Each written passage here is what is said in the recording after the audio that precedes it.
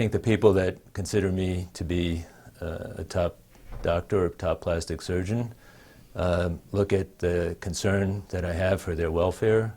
I'm completely willing to tell them not to do something as well as to tell them to do something. So they feel that I have an honest opinion when I recommend to them a particular procedure or technique.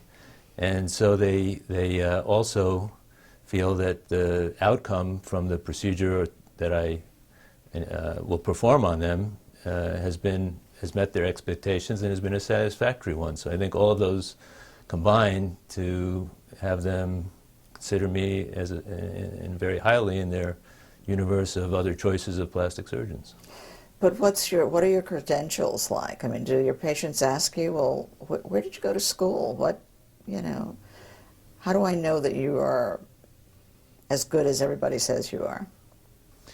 Well, I went to Brown University and Mount Sinai School of Medicine in New York, and then I did general surgery at Mount Sinai at NYU Medical Center, and I did my plastic surgery residency in San Francisco.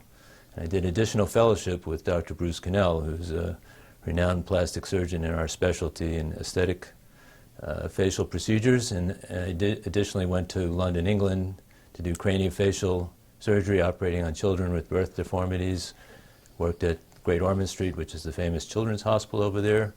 Plus, I have traveled the world in my life, and I've made a particular interest in studying faces of different populations, different ethnicities, and really judging the different similarities and differences in people's aging. Really, in the aging process. And what have you learned from that that's useful to me as a patient?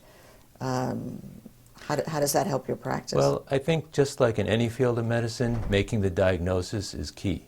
And whether we're doing cosmetic surgery or whether we're treating heart disease, making the diagnosis enables us to perform the correct procedure or prescribe the right medication.